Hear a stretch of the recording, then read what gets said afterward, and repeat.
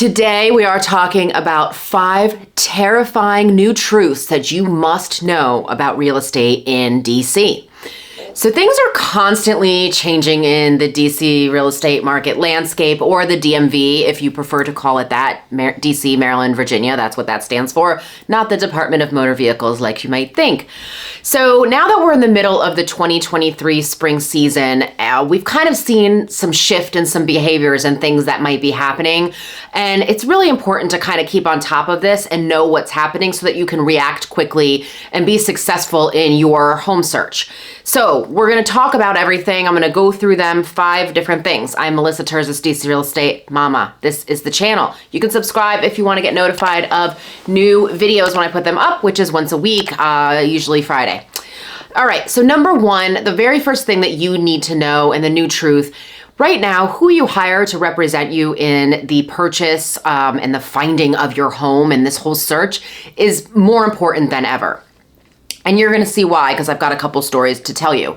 So I know that there are successful agents out there who do like the least amount of work possible, and they still have a great career. It's maddening to the rest of us because we kind of see what's going on behind the scenes, and we know that this is a thing, that they're maybe like not doing things the way that they should be or whatever, kind of half-assing it or phoning it in, right? And that they're still successful. And so now more than ever, though, I think you have to really watch who you hire, and you have to make sure that you're doing your research and checking out who the agent is that you want to join with to help you find your home.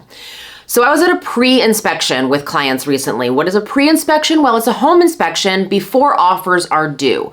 Typically what we've been seeing here for the last several years is that houses get listed Wednesday or Thursday. They're up for the whole weekend. They maybe have their open houses, and then offers are due Monday or Tuesday. And that gives everybody 5 to 6 days to get in.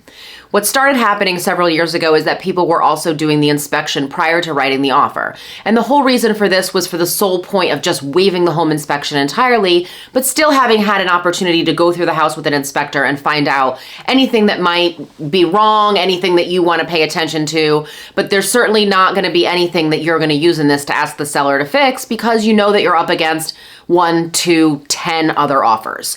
So anyway, we're in the middle of what was a pre-inspection, and it turned out that this house had 12 offers. We were doing a pre-inspection, and in the middle of it, somebody knocks on the door and says, "Hi, we're here. We'll just wait outside." And I said, "You may as well come in. We're doing an inspection. Appointments are all overlapping as per the appointment system, so there's really nothing for you to wait for. Come on in, show your clients." She comes in with her clients. She turned around and kind of said like, "Oh, there's some people in here," or something like that. So when she saw the inspector, she said, "What's happening? I thought that this house was still active. It's under contract." I said, "It's not under contract. We're doing a pre-inspection." She said, "What's a pre-inspection?" So I went through the whole scenario that I just went with you guys a couple minutes ago to explain exactly what a pre-inspection is. They're common. We're so used to this in the DMV that it's like, I was really surprised. I kind of was like, is she joking or no? No, she wasn't joking. So she said, "I work in Anne Arundel County and Charles County for the most part, and so I'm not really familiar with this. I've never heard of this before." She said, "I'm only helping this couple because they were referred to me from really good friends." Okay, so the agent and her clients couldn't have been more opposite. Not that there's anything I can do about that, right? But still, the clients came in and she sent them off. This agent that they have is working in a market that she knows nothing about. This isn't going to serve them well at all. And then to confirm my suspicions, she sent them into the house, and then she went and sat in a chair by the front door while they walked through the house. I've never seen anything like that. I will walk through the house with you because I will point things out that other people don't see. Clients may say that they see something. I certainly don't want them to have to come get me up by the front door when they're down in the back of the basement looking at something and they have a question, or they want to point something out so that maybe I can make a call to the listing agent and find out more information about it. Anyway, and she was trying to chat up my inspector, asking him how the house looked. No, lady, this is not how it's done. That is not a thing. We don't do that here. We don't intrude on other people's inspections. All right, so not only does she not know anything about the whole way that people are purchasing homes now, she's just kind of unlocking doors for people. This is not good. Don't hire agents outside the area that they service. And you need to look that up. Like, all of our sales are online. You can look this kind of stuff up. Those people are never going to get you the best home in your preferred neighborhood for the best price. And so to illustrate that point, after they left, I said to my clients, like, she's not serving her clients well. That's really not good. And they were like, God, we've been, doing this pre-inspection rigmarole. We had no idea that somebody wouldn't know what it was. Now, a couple months ago, somebody found me from my YouTube videos, right?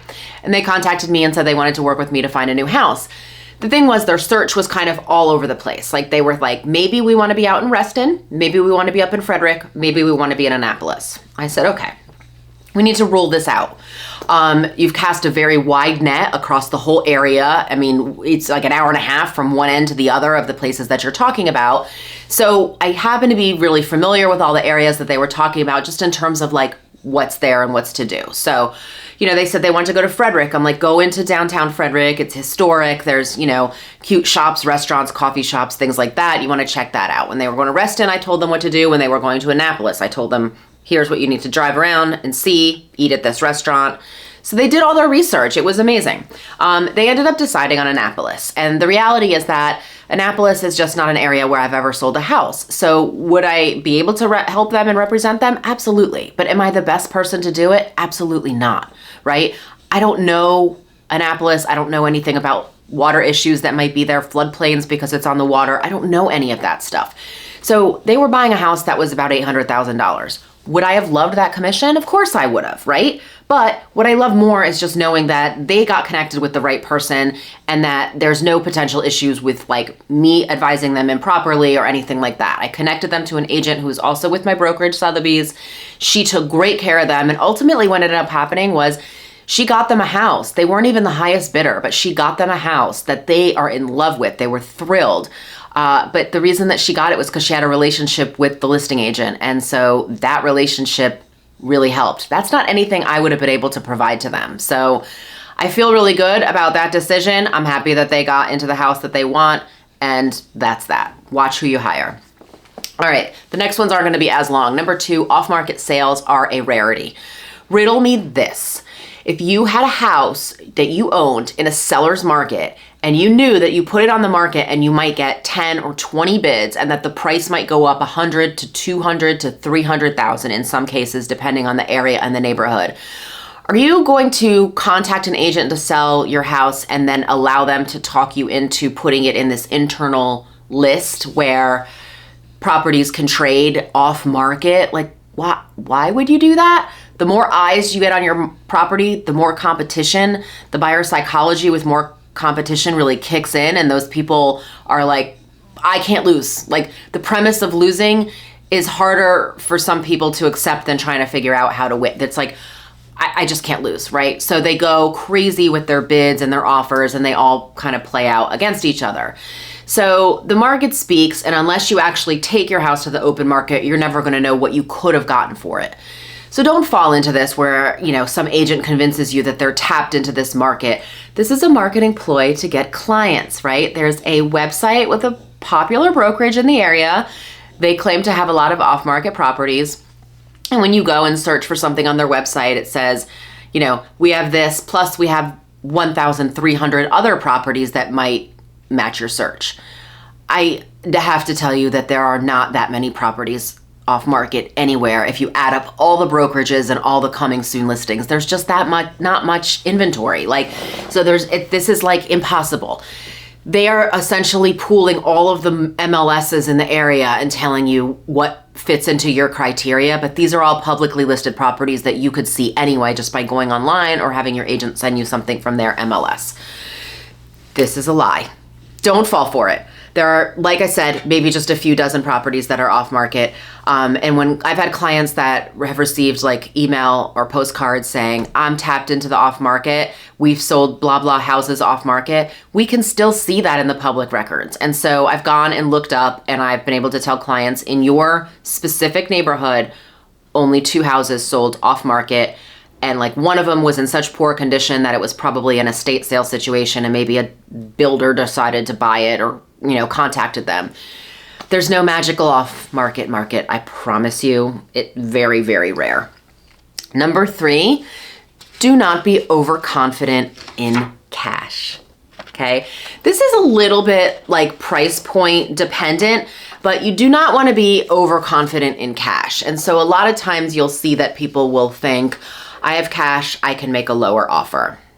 Cash is king, but not really anymore. Cash is more like the Earl or the Baron. It's not king anymore.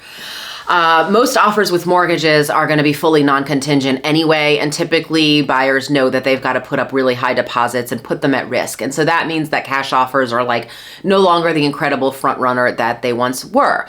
Now, don't get it wrong, an all cash offer is definitely still appealing, but any buyer who has a half decent lender knows that the blessing that the lender gives you for pre-approval is pretty solid. And a lot of agents might look at it and go, hey, this is as good as cash. Like, this is as good as it gets. So there's also been a longstanding belief that, like I said, if you have cash, you can write a lower offer. That is not true anymore. I've seen several clients who have bid lower because they thought that they had cash and cash would win over a higher offer with a mortgage. And they actually learned the hard way. Because, like I said, lenders are really good at this, and they're really good at giving solid numbers. And so do not be overconfident in cash. You may still have to pay the list price or do an escalation like everybody else. Now, the flip side of that is number 4. Young buyers right now are flush with money. It's unbelievable how much money is out there. So it's mind-blowing that the age of these buyers that they have this much cash. Like, you'll see buyers in their 30s and they have enough cash to buy a $1.5 million house. It kind of is in a way feeling like the norm, right? So no longer can a buyer in their 40s or 50s kind of look down on that younger buyer and say, ha ha ha, I've got more money than you do. That may not be the case. Like, that we really just don't necessarily see that.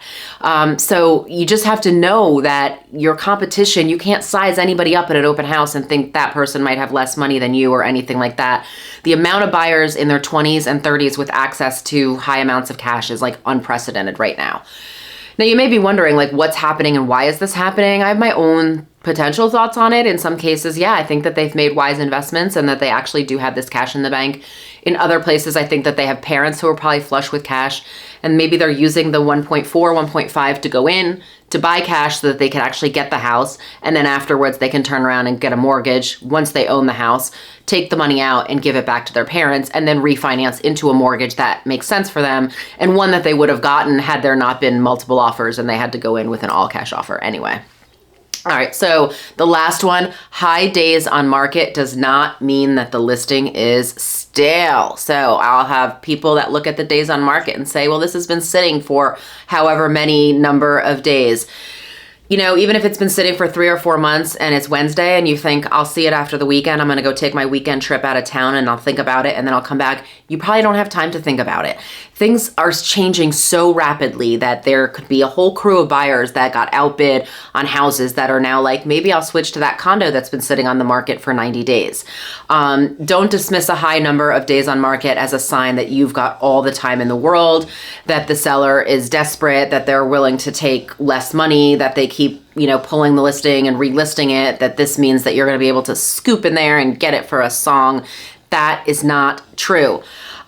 We've seen buyers who show up all at the same time after a property's been like on the market 7-8 months, and then they've got 2 buyers or 3 buyers, right? They've been trying to sell this house for a long time, and now all of a sudden they're back in multiple offers and you're escalating again. So the list price has been brought very low, but you're escalating to bring it back up to either above list price or where the last price reduction was. It's kind of unbelievable, but this happens more often than I can ever even count. So it's important not to discount the days on market and not to try to swoop in there, because the more you give a seller to think about with a lower offer, the longer they will think about it, and the more chance there is that somebody else is going to come in and potentially one-up you.